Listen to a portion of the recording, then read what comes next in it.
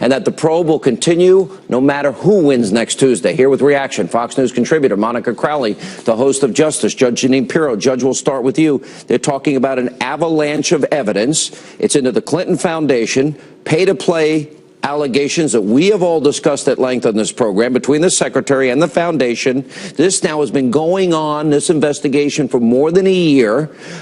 We also learned the foundation investigation is now a very high priority. We've also learned that they keep interviewing a lot of people on the foundation case, and the sources say the agents say they have collected a great deal of evidence, and pressed on that, one source said a lot of it. And there is an avalanche of new information coming in every day from WikiLeaks, emails. They're interviewing all these people. A lot of people are saying things. Wow. It's time for a grand jury. It's time for Loretta Lynch to allow Comey and the FBI to get this evidence before a grand jury. And Sean, this explains why all of a sudden this case was reopened. Yeah, I get the Uma Abedin, the Weiner part of it, but this thing has been going on for the whole year. And the FBI, there is a mutiny in the FBI. That's why all this stuff is coming out. There are 4 offices that continue to investigate, although Justice has tried to shut this down, saying there's not enough evidence. This recording from this other person, who apparently is an informant, is hearsay. This woman should have been indicted a year ago. A simpleton could figure out that she would make a deal with a particular country. The money goes into the foundation. Bill makes a speech, and then they get the benefit. This is classic RICO corruption. Go to jail. Let me stay on your argument, because you're right. The FBI agents were pressing, and there was a rebellion building within the FBI. I know this from my special agent friends. They were telling me that they were embarrassed at what James Comey did back in July, and they were tired of answering questions from everybody that knew that they were in the FBI. But I think the interesting part of this, why is the Justice Department, where we now know you have, they colluded with the Clinton campaign. John Podesta, the guy that's the spokesman for the new investigation, is John Podesta's BFF, and said he got him out of jail.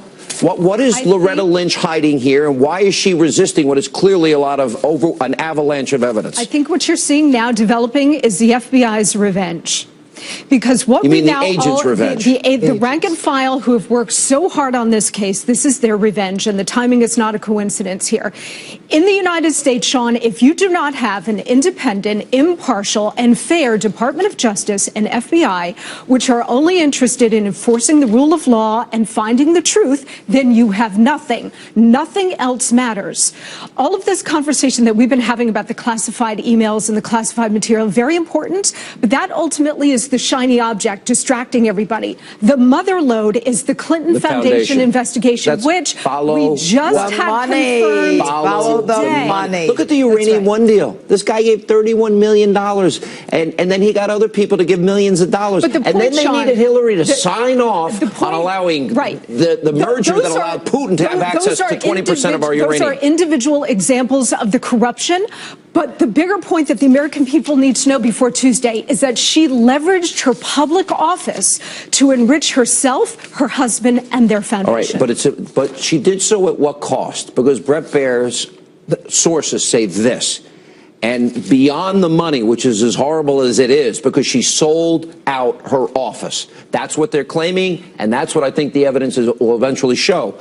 But we now know that there's a 99% chance that 5 foreign let me translate, enemies of America, that 5 of them have accessed and taken the emails, which number one would make her a compromised president, potentially subject to blackmail.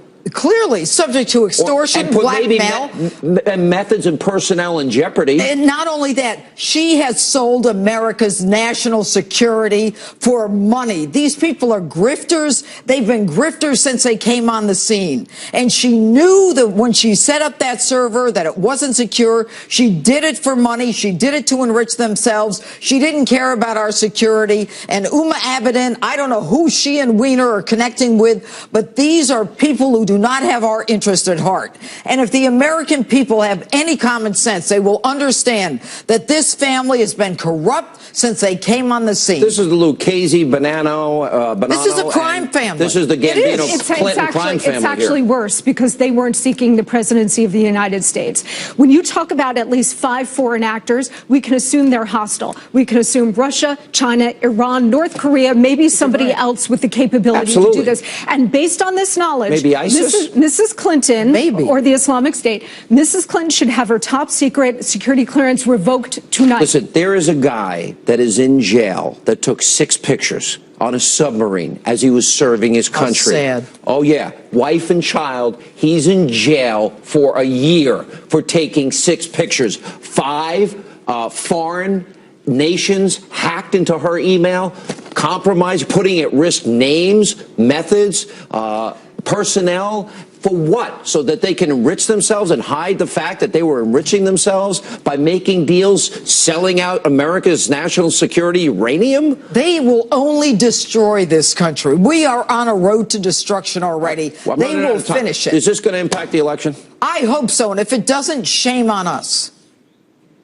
I think it absolutely will, because people have been exposed to the Clinton corruption. So the people of Florida are going to years. take this into account. The people of North Carolina, New Hampshire, so. Wisconsin, Michigan, Minnesota, New Mexico, Colorado, they're all going to Pennsylvania. The American people have put up with 30 years of Clinton corruption. I think this is the straw that breaks the camel's back, where they finally say, I cannot do this. They can't take it anymore. We can't take this anymore. They've got to be finished with it. This will be a constitutional crisis.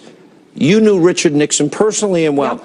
This will be beyond anything that ever happened in Watergate. It will paralyze this country until she's removed from office. First of all, nobody died in Watergate, and nobody made a red cent in Watergate. All right, thank you both. Coming up.